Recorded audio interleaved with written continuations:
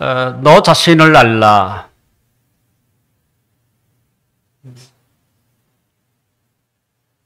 know himself 이렇게 되겠죠.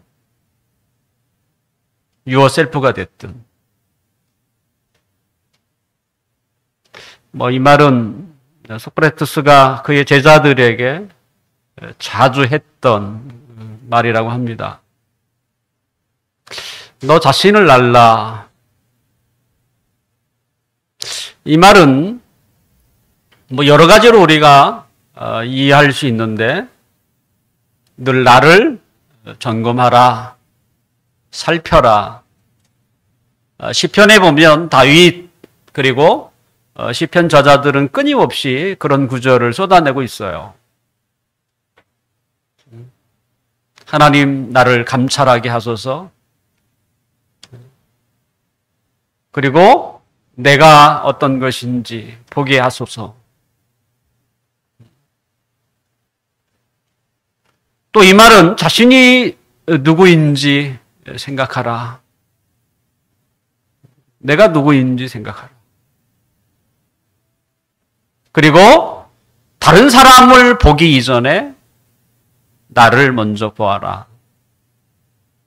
이런 것을 우리가 이해를 할 수 있겠죠.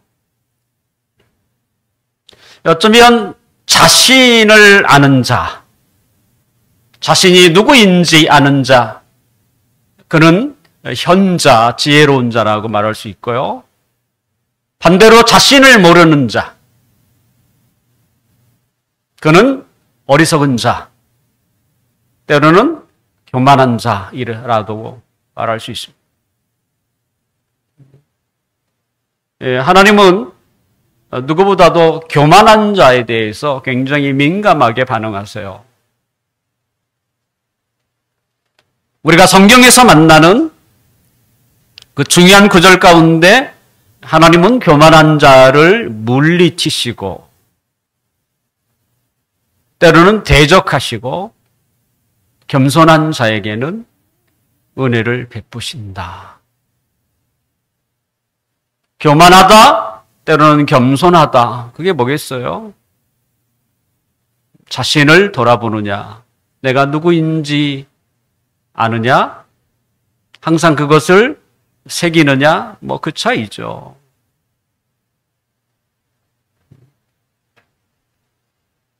그러니까 대부분의 교만한 사람들을 보면 자신이 누구인지를 잘 모릅니다. 잘 생각을 안 해요. 자신 안에 커다란 허물을 보지 못하고 다른 사람의 조그만한 티를 보고 그를 정죄하는 것이 바가 교만한 자인 것이죠. 하나님은 북쪽 이스라엘의 왕들 중에 가장 사악하다라고 하는 그 아합이 선지자의 그 경고를 듣고 그가 자신을 깨달아요. 잠시이지만 자신을 돌아봐요. 그래서 성경은 그걸 겸비라고 소개하고 있어요. 자신을 한 번도 돌아보지 않았던 아합왕. 하지만 선지자의 그 준엄한 경고 앞에 자신이 누구인지를 보게 돼요. 그랬을 때 하나님이 그런 악한 왕에게도 은혜를 베푸세요. 내가 너에게 내릴 심판을 너의 모습을 보고 지연시키겠다는 것이었어요. 뿐만 아니라 성경에 그 가장 온유하다고 하나님이 칭찬했던 모세. 이스라엘 백성들이 물이 없다고 원망할 때에 하나님은 한 반석을 보이며 그 반석에게 명하라 말씀하세요. 소리치라 말씀하세요. 그러면 물이 쏟아져 나올 것이다. 한데 모세는 그렇게 온유했던 모세가 그 이스라엘 백성들의 반응을 보고 도리어 화를 내면서 그 반석에다 지팡이를 내리치죠.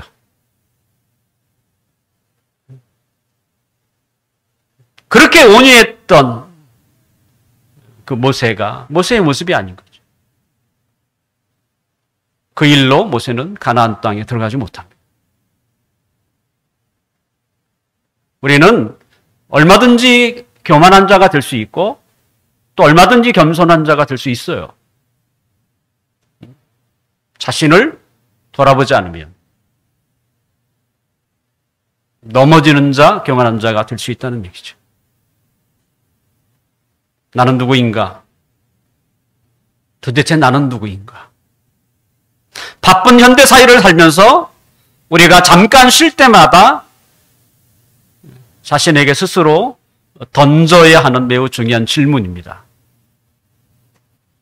나는 누구인가? 나는 어떤 사람인가? 사도는 하나님과의 교제가 주는 그 기쁨을 우리에게 소개하면서 하나님과의 교제를 깨트리는 몇 가지를 소개한 바가 있습니다. 그는 말씀을 계속 이어가지 않고 잠시 중단하고 우리가 누구인지, 내가 누구인지 점검하도록 생각하는 시간을 우리에게 줍니다. 그것이 오늘 본문이에요. 오늘 1절을 함께 읽어볼까요? 1절.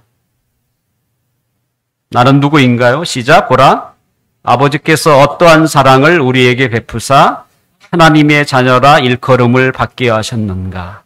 우리가 그러하도다. 그러므로 세상이 우리를 알지 못함은 그를 알지 못함이라. 사도는 우리의 정체에 대해서 놀라운 선언을 합니다. 우리가 누구이냐? 하나님의 자녀다. 누군가가 우리에게 당신이 누구냐고 묻는다면 우리는 언제든지 나는 하나님의 자녀입니다. 이렇게 대답할 수 있어야 합니다. 우리의 존재는 하나님을 떠나서는 생각할 수가 없겠죠. 우리가 생각하는 것, 우리가 행동하는 것, 왜 우리가 그렇게 생각을 할까? 왜 우리가 그렇게 행동할까? 우리의 행동과 생각에 깊게 관련되어 있는 것이 뭐냐면 하나님이에요. 만약 우리에게 하나님이 그죠? 제외하면, 하나님이 없다면 우리의 생각도 이상하고 우리의 행동도 이상합니다. 세상의 시선을 보면 어쩌면 바보처럼 느껴질지도 모르는 것이죠. 우리는 하나님의 자녀. 하나님을 떨어져서는 우리에 대해서 이해할 수 없는 것이죠. 내가 왜 그렇게 생각하는지, 내가 왜 그렇게 행동하는지, 거기에는 반드시 누가 있어요? 하나님이 관련되어 있어요. 왜? 나는 하나님의 자녀이기.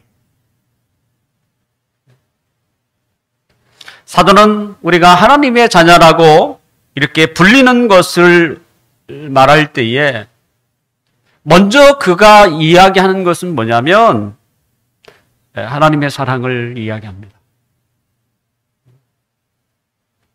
그러니까 우리가 하나님의 자녀인 것은 우리 때문이 아니라는 거예요. 그 출발선이 우리가 아니라는 거예요. 하나님께서 그의 풍성한 사랑으로 우리를 받아주셨기 때문에 우리가 하나님의 자녀가 되었다라고 시작하고 있어요. 내가 열심을 다하여 주님을 믿어줬더니 하나님이 나를 하나님의 자녀로 삼은 게 아니고 하나님의 사랑이 내게 폭포수처럼 내게 몰려와서 내 마음을 그 사랑으로 채움으로 내가 비로소 눈을 떠서 믿음의 눈으로 주님을 바라봄으로 하나님의 자녀가 되었다. 이런 선언이죠. 네? 하나님의 사랑이 우리에게 나타나기 전에 인간은 어떤 존재였습니까? 하나님의 피조물 중에 하나. 분명 하나님은 인간에게 특별한 은총을 주었죠. 하나님의 형상대로 창조한. 그래서 만물의 영장인 거예요.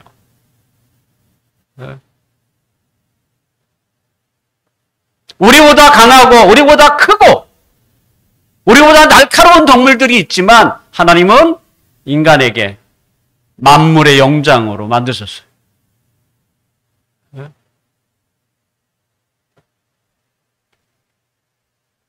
그런 인간이 하나님을 대적하게 되죠. 먹기에 보기에 아름다운 에덴 동산이라는 하나님의 그 호의를 우리가 무시했고, 선악을 알게 하는 나무의 열매를 먹지 말라.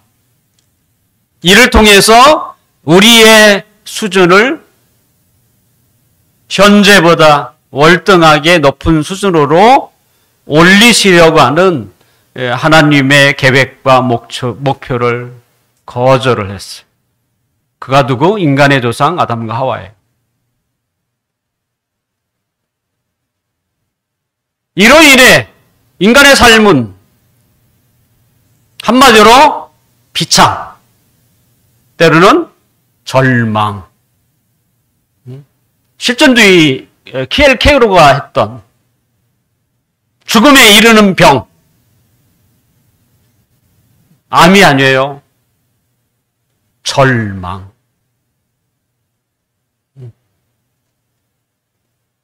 그래서 사람은 절망하면 스스로 자살을 해요. 죽음에 이르는 병. 그것이 인간. 하나님을 떠나면 평화가, 자유가, 평강이 다가올 줄 알았지만 정작 그들에게 찾아온 것은 비참이요, 절망이었던 거예요. 그때의 인간의 상태는 뭡니까? 항상 생각하는 것이나 행동하는 것이 어리석은 흉악한 죄인. 이것이 바로 인간이었습니다. 우리도 그 가운데 한 사람이었어요. 우리가 생각하는 것, 행동하는 것이 다 어리석은. 그리고 우리가 부끄러워하는 그 죄악들을 끊임없이 범하는 심히 부패한 사람들. 희망이 없는 거죠. 절망인 거죠. 비참인 거죠. 우리도 그 가운데 한 사람이었다고요. 그런 나를 하나님은 그의 크신 사랑과 긍휼로 이 땅에 그의 아들을 보내사 우리의 허물과 죄를 십자가에 다 값을 치르게 하셨고, 그래서 우리로 하여금 그 하나님의 사랑을 알게 하신 것이죠. 결국 우리가 하나님의 자녀가 된 것은 우리에게 무슨 선함이 있어서 하나님의 자녀가 된 게 아니에요. 우리의 살텔은 비참이고 절망. 하나님의 사랑이 아니었으면 우리는 여전히 그렇게 살 거예요. 그런 우리를 보시는 하나님께서 그의 아들을 죽게 하기까지 우리를 위하여 기꺼이 내어주신 것이죠. 이게 하나님의 사랑. 그러한 하나님의 사랑으로 말미암아 우리가 예수 그리스도를 믿음으로 하나님의 자녀라 불리게 된 것입니다. 하나님의 자녀. 이게 보통 말입니까? 우리는 누구의 자녀는 될 수 있어요? 우리의 부모의 자녀. 부모도 인간이고 우리도 인간이에요. 그런데 우리의 신분을 사도는 뭐라고 합니까? 하나님의 자녀라고 부르고 있어요. 하나님은 인간이 아니에요. 피조물이 아니에요. 창조자입니다. 창조자의 자녀라는 거예요. 어떻게 그게 가능하죠?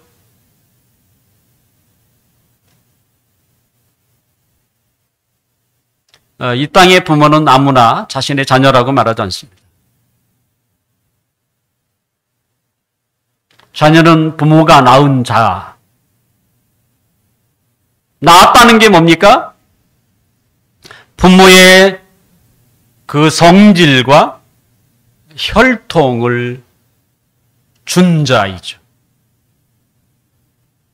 그래서 자녀를 보면 부모의 모습이 보이는 거예요. 부모의 성질이 있고 그리고 부모의 피가 그에게 물려주는 거죠. 우리는 그럴 때에 그를 자녀라고 부릅니다.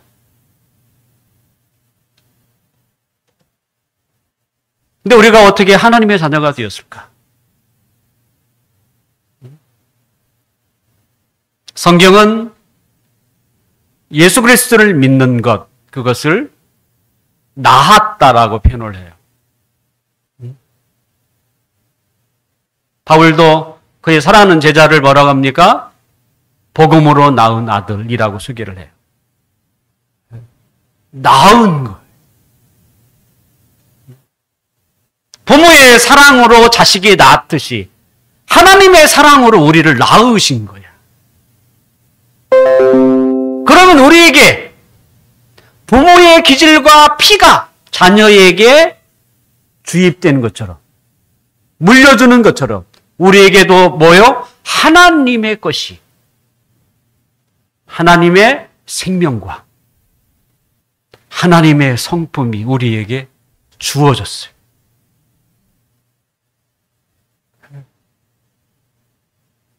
하나님의 영원하신 생명이 우리에게 주어졌어요.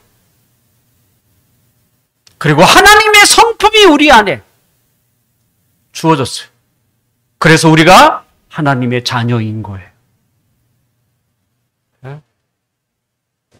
하나님이 우리에게 주신 생명을 성경은 영생이라고 다르게 표현하기도 합니다. 근데 같은 말이에요. 본래 인간은 영생할 수 있는 존재가 아니에요. 영생은 창조자의 거예요. 근데 우리가 그 영생, 하나님의 생명, 하나님, 창조자의 생명이 우리 안에 들어옴으로 우리가 영생을 얻게 된 것이죠. 하나님은 하나님의 성품을 우리에게 담도록 하시죠. 그 일을 위하여 성령 하나님을 우리에게 주신 것입니다. 그러므로 우리가 하나님의 자녀라고 하면 마땅히 하나님의 생명이 우리에게 있어야 돼요. 생명이 뭡니까? 뭔가 우리가 말로 다 표현할 수는 없지만 뭐 꿈틀거리는 거잖아요. 가만히 있는 것은 그저 죽은 자지만 생명이라고 하는 게 움직여야 되잖아요.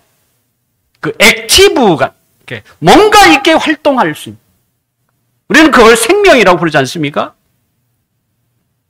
하나님의 생명이 우리 안에 막 이렇게 움직여야 하는 거예요. 하나님의 생명뿐인가요? 하나님의 성품이 우리에게 또 있어야 하는 것이죠. 그러므로 하나님의 자녀라고 한다면, 만약 우리가 하나님의 자녀라고 한다면 우리 안에 하나님의 생명이 있다는 걸 우리가 느낄 수 있어야 돼요. 하나님의 생명이 우리에게 느낄 수 있어야 돼요. 나도 잘 모르겠지만 내 안에 뭔가 나도 이런 끊임없이 나로 하여금 참된 가치를 추구하고 진정한 행복을 그러니까 하나님의 것을 진리를 사모하게 하고 내 안에 끊임없이 이런 마음들이 막 끊임없이 일어나는 거예요. 왜요? 하나님의 생명이거든.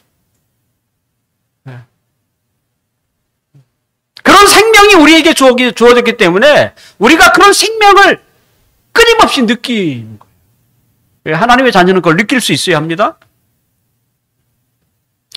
뿐만 아니라 우리가 하나님의 자녀라면 죄악된 본성에 대해서 죄와의 끊임없는 싸움이 우리에게 이루어져요. 왜요?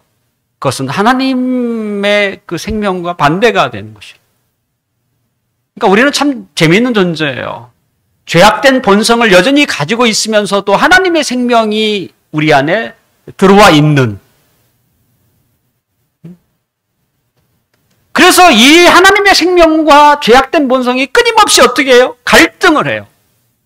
그러니까 같이 있으니까 공존하면서도 갈등하는 것이죠.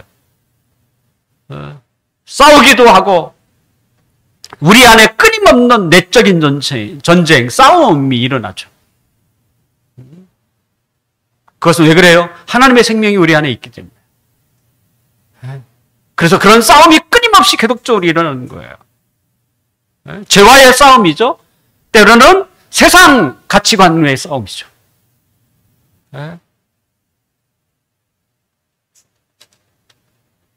무엇보다도 우리 안에 뭐가요? 하나님을 사모하는 마음.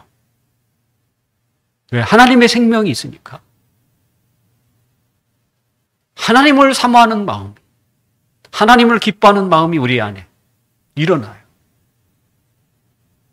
그래서 사람이 제일 되는 목적,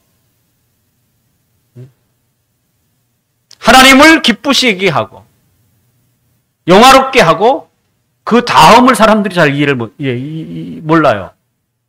하나님을 즐거워하는 것. 영원토록 하나님을 즐거워하는 것. 하나님을 기쁘시게 한다고만 생각하는데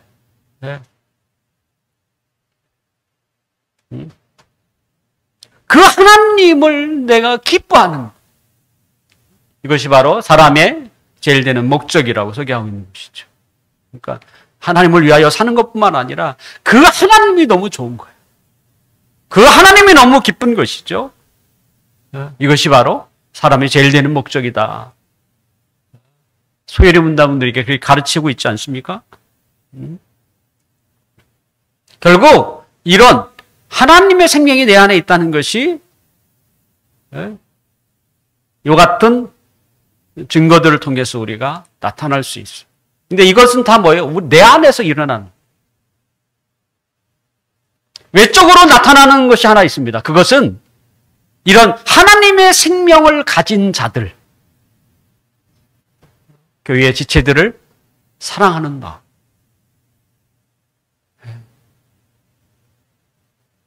그런 마음도 우리에게 있어야 하는 거예요. 하나님의 자녀라면. 이러한 것들이 하나님의 자녀라는 특징입니다.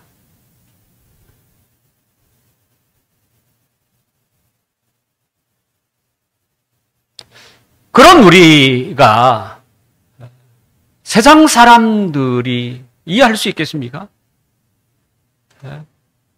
세상은 하나님을 알지 않고서는 결코 우리를 이해할 수가 없습니다. 그들이 보기에 우리의 모습은 사실은 크게 다르진 않습니다. 내가 사는 내의 모습과 세상 사람들이 뭐가 크게 다르겠어요? 우리가 예수 믿고 뭐 성인 문자가 돼요? 네? 그렇지 않아요. 크게 다르지 않아. 근데 다른 게 있어요. 우리 안에 있는 하나님의 생명. 그건 다른 거예요. 우리 내면에서 일어나는 것, 그걸 바탕으로 우리가 생각하고 그걸 바탕으로 행동하는 것. 그들이 이해할 수 있겠어요? 이건 이해가 안 돼요.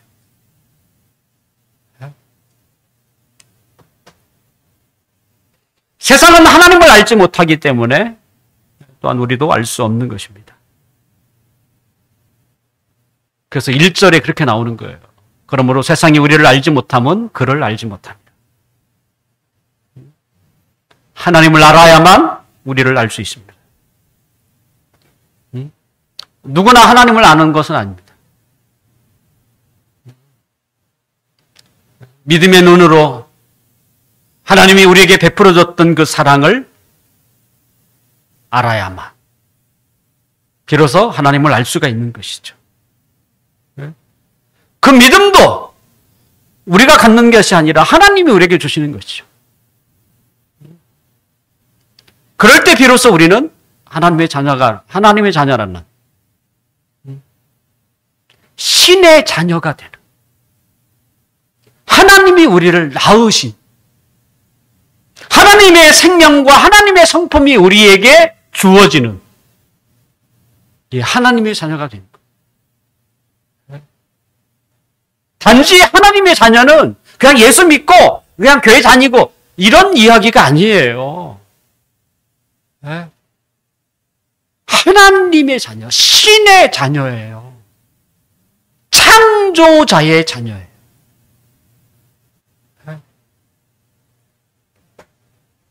우리는 누구입니까? 나는 누구입니까? 하나님의 자녀. 영원하신, 전능하신 하나님의 자녀라는 이 사실을 늘 기억하시고 그것이 나인 것을 늘 확인하시고 점검하는 우리 모두가 되시기를 주님의 이름으로 축원합니다. 지금 우리는 하나님의 자녀이죠. 하지만 제가 아까 말한 것처럼 아직 우리 안에 죄악된 본성이 하나님의 생명과 공존하는 것처럼 우리의 모습은 온전하지는 않습니다. 여전히 내적으로 우리는 끊임없이 싸우고 있어요. 때로는 그 싸움에서 질 때도 있습니다. 그 일로 인해서 낙심하기도 하고 절망하기도 합니다. 하지만 하나님이 그때 우리를 찾아오셔서 우리를 위로하시고 격려해 주시고 우리를 붙잡아 주세요. 네, 하나님의 자녀이기 때문에. 네. 하나님의 자녀이기 때문에. 그렇다면 우리가 바라는, 우리가 꿈꾸는 장래 어떻게 달라질까? 네? 다르게 표현하면 주님이 오시는 그날 우리의 모습은 어떠할까라는 것이죠. 오늘 2절 우리 함께 읽어봅시다. 2절 시작. 사랑하는 자들아, 우리가 지금은 하나님의 자녀라. 장래에 어떻게 될지는 아직 나타나지 아니하였으나 그가 나타나시면 우리가 그와 같을 줄을 아는 것은 그의 참모습 그대로 볼 것이기 때문이니. 지금 우리는 하나님의 자녀라.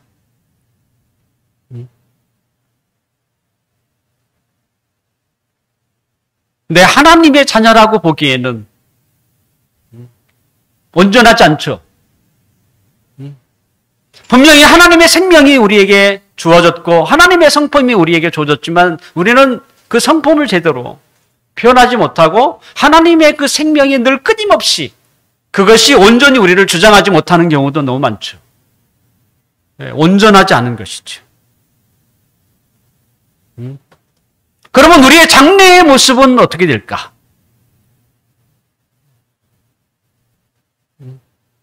사도는 우리에게 그것을 알 수 없다고 얘기합니다.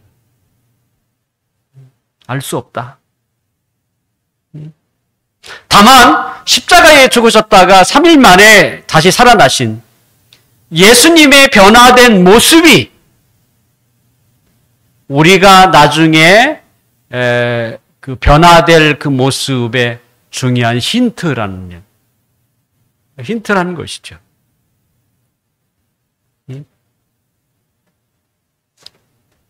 우리가 장래에 어떻게 변할지는 미지수, 알 수 없다는 것이죠. 왜요? 우리가 그것을 이해할 수 없기 때문에 그래요. 그러니까 설명해도 이해를 할 수 없기 때문에 성경은 그걸 가르쳐 주지 않아요. 자, 부활하신 예수님이 굳게 닫힌 그 문을 통과하시잖아요.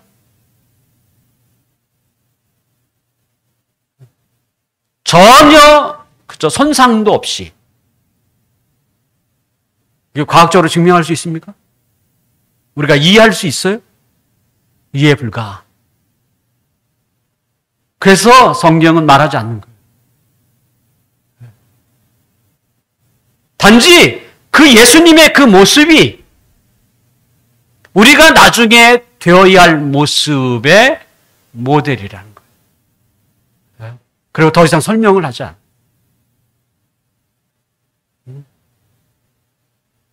우리가 이해할 수 없기 때문에. 아까 우리가 불렀던 찬송에 보면 주 예수 세상에 다시 오실 그날에 무성도 변화하여 주님의 빛나는 그 형상을 다 함께 보며 주 찬양하리. 그 부활하신 예수님의 모습. 우리는 그런 모습이 바로 우리가 장래에 될 모습이라고 꿈꾸는 거예요. 그 외에는 우리는 이해할 수 없기 때문에 성경은 침묵을 지킨다라고 말할 수 있습니다. 주님이 오시는 그날이 되면 우리는 하나님의 자녀라는 그에 걸맞는 옷을 입어요. 분명 우리의 내면도 바뀌겠죠. 죄악된 본성이 사라지고 오직 하나님의 생명이 충만한, 하나님의 성품이 충만한, 그리고 우리의 육체도 하나님의 자녀, 인간이 아니고 하나님이 신의 자녀가 가져야 할 육체. 신의 자녀가 누구예요? 예수님의 모습이죠.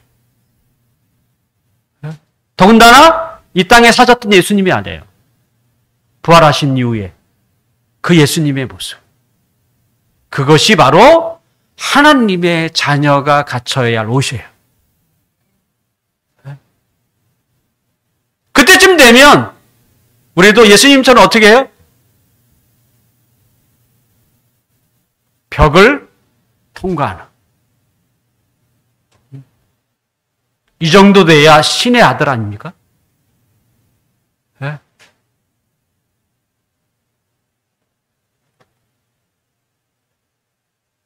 이것이 장래의 우리의 모습이라. 그러면 그날까지, 주님이 오시는 그날까지 우리는 어떤 모습으로 살아야 할까? 이게 우리의 숙제죠.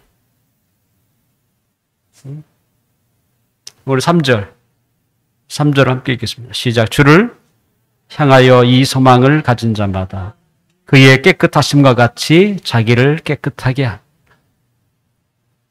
하나님의 자녀는 이 소망을 품은 자. 주님 언제 오십니까? 주님이 오시면 더 이상 내적 갈등도 필요 없고 우리의 연약한 육체가 더 이상 손상이 받지 않는, 약하여지지 않는, 병에 걸리지 않는 하나님의 자녀로서의 그 옷을 입을 그 날을 소망하는 사람은 이 땅에서 어떻게 살아야 한다고요? 이 소망을 가진 자마다 그의 주님의 깨끗하심과 같이 자기를 깨끗하게 하면서 기다리라는 거예요. 네? 주님의 성품이죠. 자녀가 부모를 닮아가잖아요. 그것이 싫든 좋든 우리도 하나님의 자녀잖아요. 닮아가야 되는 거잖아요. 하나님의 성품을 닮아가야 하는 것. 하나님의 자녀는요, 언젠가 변할 그 모습만을 바라보고 오두건히 바라보는 자가 아닙니다. 주님에 대한 이 소망이 강하면 강할수록 그는 주님의 모습을 닮아가는데 힘쓴다는 것.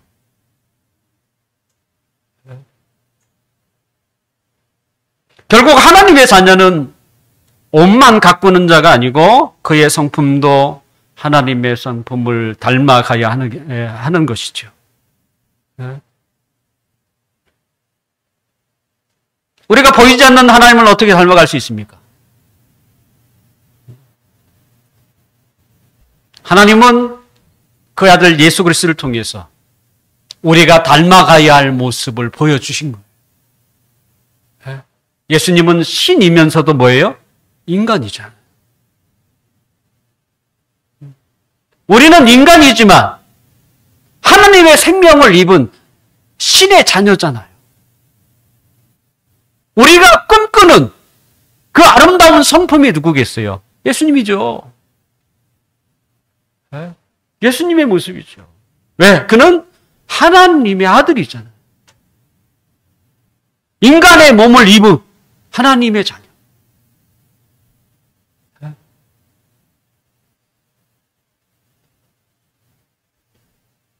바울은 하나님이 우리를 선택하심은 로마서 8장 29절에 보면 아들의 형상을 본받기 위함이라고 했습니다.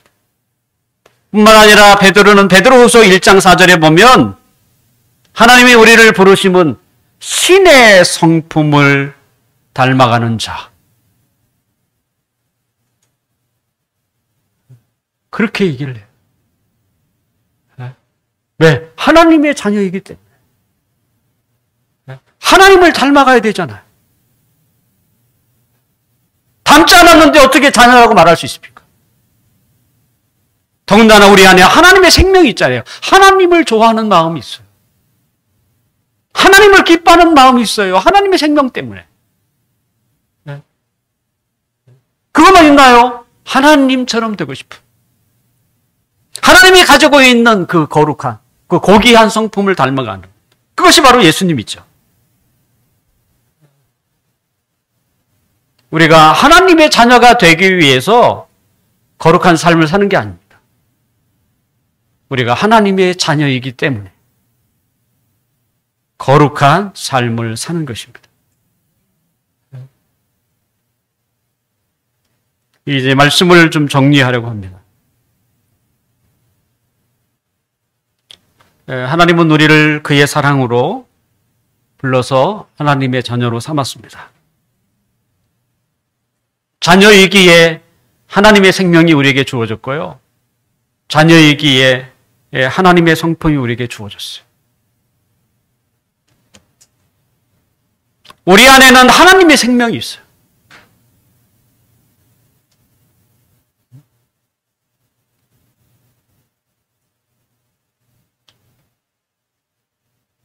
성령님을 통해서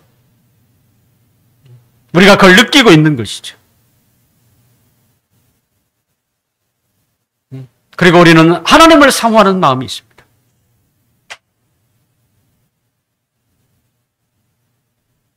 지금은 우리의 몸이 불편할지 모르지만 주님이 오시면 우리의 몸은 새롭게 변화돼서 신령한 몸으로 덧입혀지고 우리는 그날을 고대하고 있죠. 우리가 죄와의 끊임없는 싸움에서 질 때마다 주님을 찾잖아요. 주님 어서 오세요. 이런 싸움이 그치고 온전히 그 하나님이 기뻐하시는 일만을 마음에 생각하는 그날. 그런 날을 꿈꾸는 거예요. 왜? 우리는 아직 온전하지 못하기 때문에. 그날까지 우리가 해야 할 일이 뭐겠어요? 주님의 성품을 닮아가는 훈련을 하는 것입니다. 우리의 아버지 하나님은 거룩하신 분이에요. 그러므로 그의 자녀된 우리도 마땅히 거룩해져야 하는 것이죠. 그것이 바로 하나님의 자녀예요.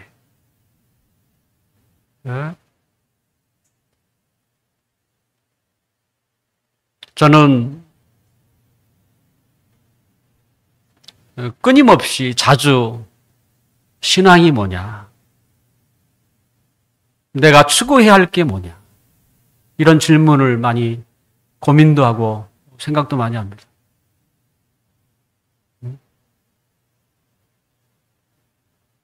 신앙은 삶이에요. 이벤트가 아니에요. 주일날 반짝 찬양하고 기도하는 이게 신앙 아닙니다.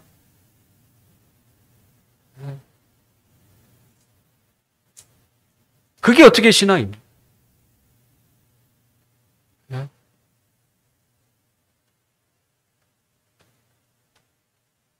우리가 누구의 자식이면 그가 어디를 가든지 뭐예요? 누구의 자식이야. 그걸 감추고 살아요? 하나님의 자녀도 똑같아요.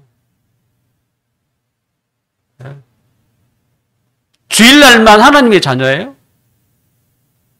그런 게 어디 있어요, 세상에.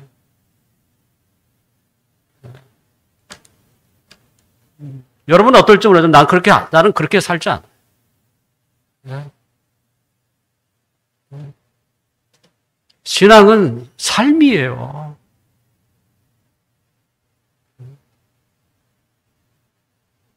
주일은 하나님의 백성들이 함께 모이는 날이에요.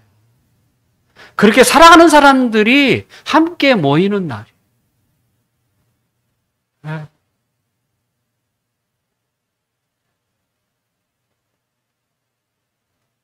왜냐하면 아까 제가 하나님의 생명을 가진 자는 하나님의 자녀들을 사랑한다고. 보고 싶지만 자신의 일터에서 하나님의 자녀로서 살아가는 사람. 그래서 그 보고 싶은 마음을 언제 주일날 와서 함께 보고 즐거워하면서 하나님을 예배하는 날.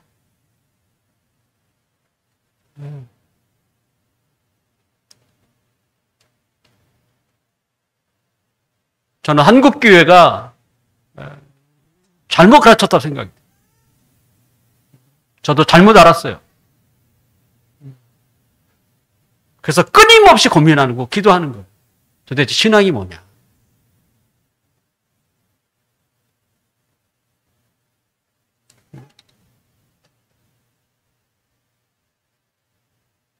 당신은 누구입니까?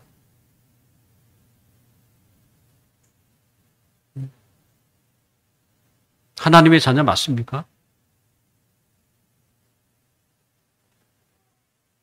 하나님의 자녀라면 하나님의 자녀라는 증거가 있습니다.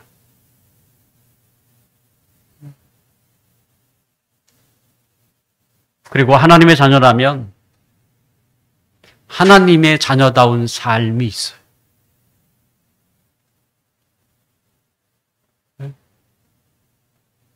그게 하나님의 자녀예요. 하나님의 생명이 내 안에 늘 꿈틀거리고 있고 치열하게 죄악된 본성과 싸우고 있고 그것 때문에 갈등하고 고민하고 하나님의 생명이 있기 때문에 그런 것도 하는 거예요. 주님을 사모하는 마음이 내 안에 있고 넘어지고 쓰러질 때마다 주님 어떻게 해야 합니까? 내가 하나님의 자녀인데 이렇게 살고 있습니다. 주님 속히 오시옵소서.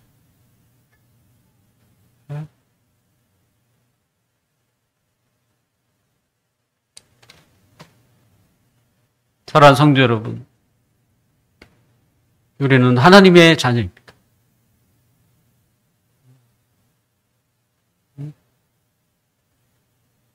말로만 자녀가 아니에요. 하나님이 우리를 낳으셨어요.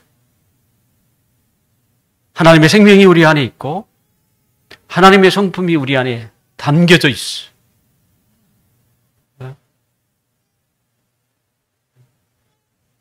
그런 하나님을 기뻐하고 또 그 하나님을 사모하고